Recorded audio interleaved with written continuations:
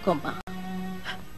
తోడబుట్టిన వాడిని పోగొట్టుకున్నందుకు నువ్వింత బాధపడితే కడుపున పుట్టినవాడు దూరం అయిపోయినందుకు నేనెంతగా కుమిలిపోవాలి లలిత. అమ్మా, నేను ఏడవనమ్మా, బాధపడ్ను.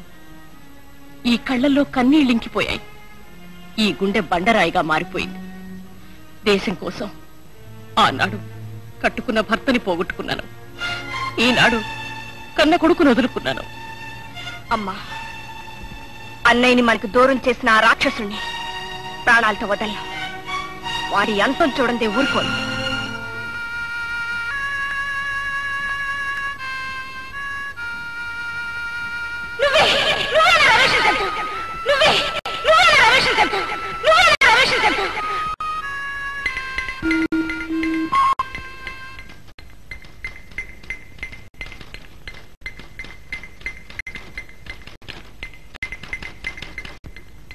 Agent 116, start immediately.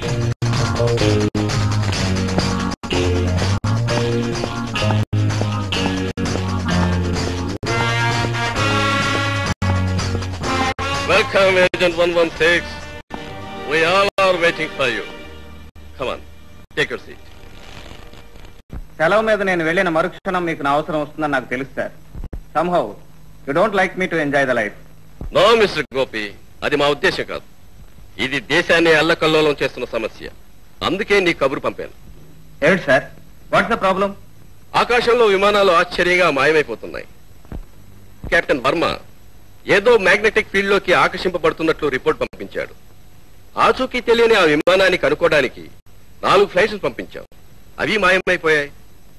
అందులో ఎక్స్పర్ట్ టెక్నీషియన్స్ ఉన్నారు mister Gopi. Okay, leave this to me sir. దేశానికి ఇంత ద్రోహం తలపెట్టిన వాళ్ళని రెక్కలు విరిచి కట్టి మరీ మీ ముందు ఉంచుతాను. నువ్వు ఈ ప్రాబ్లం సాల్వ్ చేస్తావని నాకు నమ్మకం ఉంది. అందుకే ఈ కేసు నీకు హ్యాండ్ ఓవర్ చేస్తున్నాను. ఈ మధ్య కొంతమంది ఎఫిషియెంట్ స్పేస్ రీసెర్చ్ సైంటిస్టులు అంతర్ధానం అయిపోతున్నారు. ఆ విమానాలకి దీనికి ఏదో సంబంధం ఉందని నా అనుమానం. ఎనీహో, ఆ విషయం కనిపెట్టి వాళ్ళని పట్టుకునే బాధ్యత నీ మీద ఉంది. ఈ విషయంలో నీకు తోడుగా ఏజెంట్ 111 తీసుకెళ్ళు. ఏజెంట్ 111 ఎక్కడ సార్? గురు గోపాలకృష్ణులా రాచలీలలు ఆడుతున్నాడని ఈ మధ్య శిష్యుడు ఆ పని మొదలు పెట్టాడు మిస్టర్ గోపి. అందుకని ఎక్కడైనా ఒక్క పిల్లనైనా ఆకట్టుకోవడానికి తట్టాలు పడుతూ ఉంటాడు. నీకు పెళ్ళైందా? లేదు. ఐసి, ఎంతమంది పిల్లలు? షడప్, నాకు పెళ్లి కాలేదంటే పిల్లలు ఎంతమంది అడుగుతావా? చెప్పు తీసుకుంటా. గట్టిగా అరవద్దమ్మా, మిగతా పూబోళ్ళు వింటే నన్ను బూడి తీసుకుని కొడతారు. ఓ, ఇలా అడగకూడదు కాబోలు. ఎలా అడగాలి? ఈ దఫా తిప్పి అడుగుదాం. చిక్కి, నీకెంతమంది పిల్లలు? 2. ఐసి, పెళ్ళయిందా? 2 పిల్లలు ఉన్నారంటే పెళ్ళైందని అడుగుతావా? సచ్చినోడా, నేనేం బదర్దాను అనుకున్నావా? ఏమంటావు? చూడండి, వీడేదో వాగుతున్నాడు. ఓ మై గాడ్, మొగుడు ఇక్కడే ఉన్నాడా? నా పెళ్ళంతా నీ ఇష్టం నిన్ను ఏం చేస్తాను?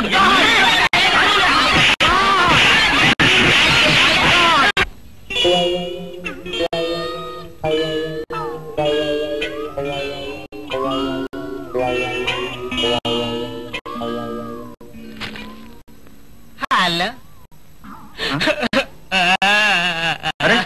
ఏమిట్రా అవుతాను? నాలుగు తెచ్చిన చీలికలని. అబ్బా, ఇదొక ఫ్యాన్సీ డ్రెస్. ఏడ్చావులే, ఏ ఆడపిల్ల దగ్గర నోరు దాడించుంటావు. వాళ్ళు ఇలా చీలికలు పీలికలు చేసుంటారు, అంతేనా? నీకు నాకు తేడా అదే మిత్ర. నువ్వు నవ్వితే చాలు, ఆడవాళ్ళు పరిగెత్తుకుంటూ వచ్చి నీ గుండెల మీద వాళ్తారు. నేను నవ్వితే వస్తారు, కానీ అడుగు దూరం లాగి నా గుండెల మీద వాయిస్తారు. మిత్ర, నాకు తెలియక అడుగుతాను, నీలో ఉన్నదేంటి నాలో లేనిదేంటి? అదే తేలడం లేదు. నోరు మీరా, రేపే ఒక ముఖ్యమైన పని మీద నువ్వు రాజస్థాన్ వెళ్ళాలి. ఎల్లుండి వచ్చి నేను జైపూర్ ఎయిర్పోర్ట్ లో కలుస్తాను. బాస్, ఇంకొక అవకాశం ఇవ్వండి బాస్. ఆ మైక్రోఫిల్మ్ ఎక్కడున్నా సరే నేను తెస్తాను boss. Boss please, boss please. Idiot, ఆ మైక్రోఫిల్మ్ పరాయి మనిషి కంటపడిందంటే మన ప్లాన్లన్నీ తలక్రిందులవుతాయి. ఆ ఫిల్మ్ లో మన ఉరికి తెలిసిపోయే ప్రమాదం ఉంది. జాఖాస్, ఏజెంట్ 116 మన కోసం బయలుదేరాడు. జైపూర్ లో అడుగు పెడుతున్న అతను అక్కడే సమాధి అయిపోవాలి.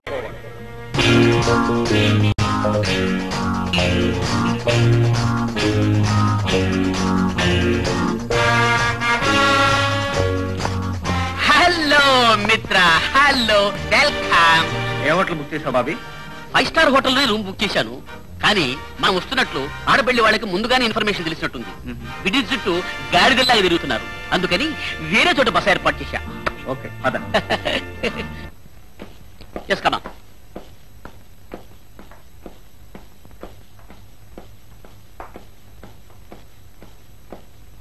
మిత్రమా, ఇదే నీ విడిది. ఇదేమిట్రా? ఈ హాలు మిత్ర చూడ్డానికి 60 ఏళ్ల ముసలి డొక్కులా ఉన్నా లోపల 16 ఏళ్ల పడుచుల మహా గొప్పగా ఉంటుంది. నువ్వు ఇక్కడే ఉండు, ఇప్పుడే వస్తా. Just minute.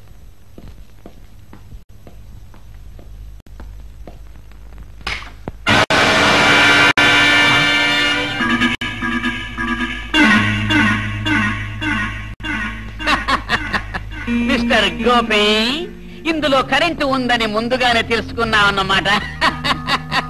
తెలివితేటలకు పెట్టింది పేరైన నిన్ను మేము ఎంత తేలిగ్గా మోసం చేశామో చూశారా? మిస్టర్, ఎయిర్పోర్ట్ లో పడుచు పిల్లలు పక్క నుంచి వెడుతున్న కన్నెత్తి చూడని మనిషి మా బాబీ కాడని అప్పుడే తెలుసుకున్నాను. నమ్మినట్టు నటించింది, నీతో ఇక్కడికి వచ్చింది మీ ఆచూకీ తెలుసుకోవడానికి. మా ఆచూకీ తెలుసుకోవడానికి వచ్చావా? మాది చాలా పెద్ద నెట్వర్క్ మిస్టర్. సాలిగుడ్ లో ఈగలాగా చిక్కుకోకు. నీ మిషన్లు మానేసి గో బ్యాక్. వెళ్ళకపోయావో ఊరుగాని ఊళ్ళో దిక్కులేని చావు చేస్తావు. జాగ్రత్త. నేను ఈ తాటాకు చప్పుళ్లకు బెదిరే మనిషిని కాను మిస్టర్. దేశానికి సమాజానికి చెడు పురుగులా తయారైన మిమ్మల్ని సర్వనాశనం చేసేంత వరకు నేను ఇక్కడి నుంచి వెళ్ళను. ఆ మాట క్రీస్తు శకం ముందు నుంచి చెప్తున్నారా? ఆ పని నీ వల్ల కాదు, నీ తాత వల్ల కాదు, నీ ముత్తాత వల్ల అసలు కాదు. ఊరికే గాడిదలా ఎందుకలా అరుస్తావు? పనులు సాధించడం నా ప్రొఫెషన్ అయితే వల్ల కాని పనులు సాధించడం నా హాబీ. అరే బేబీ, వల్ల మారింది చేస్తావో వల్లగాటికి పోతావో అది నీ ఇష్టం. ఇక మా అవతారం చూడు.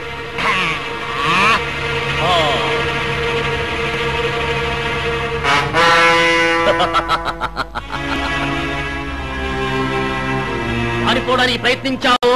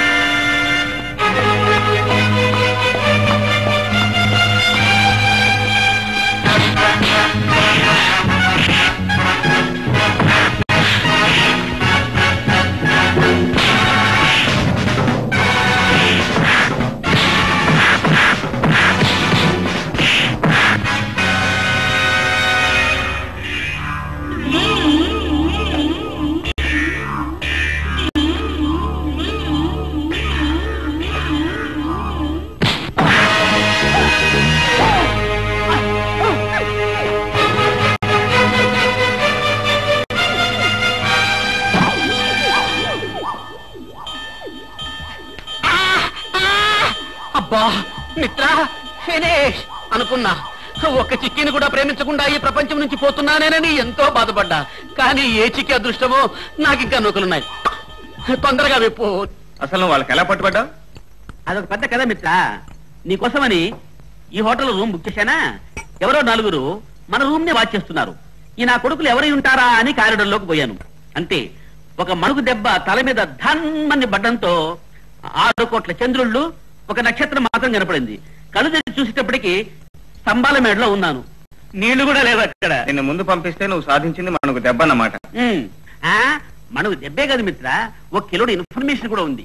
నేను దెబ్బ తినక ముందు ఒక తెలివైన పని చేశా. హోటల్ బయట పూలమ్ముకునే ఓ అమ్మాయిని పిలిచి ఆ ముఠా వెనకలే పంపి వాళ్ళు ఏం మాట్లాడుకుంటున్నారో నాకు చెప్పమని చెప్పాను. వాళ్ళు ఏదో మైక్రో ఫిల్మ్ గురించి మాట్లాడుతున్నారు అంది. Micro film? ఆ ఫిల్మ్ తో మనకు చాలా పని ఉంది.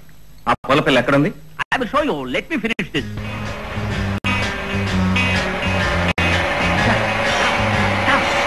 మిత్ర, ఈ అమ్మాయి మన డిపార్ట్మెంట్.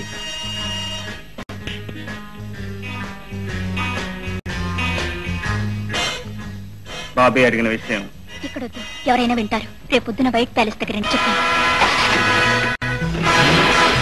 విష్ణుమూర్తి అవతార కథల గురించి విన్నవారికి జయ విజయులు శాప వృత్తాంతం గుర్తుండే ఉంటుంది. జయ విజయులు ఇరువురు విష్ణుమూర్తి ద్వారపాలకులు. కొందరు మహర్షులను వైకుంఠంలోనికి రానివ్వకుండా అడ్డుపడినందుకు శిక్షగా వారు రాక్షసులుగా భూలోకం మీద జన్మించాలన్న శాపాన్ని పొందడము. వారిని సంహరించేందుకు విష్ణుమూర్తి నరసింహునిగా, రామునిగా, కృష్ణునిగా అవతారాలు దాల్చడం తెలిసిందే. ఇంతకీ ఆ జయ విజయులకు శాప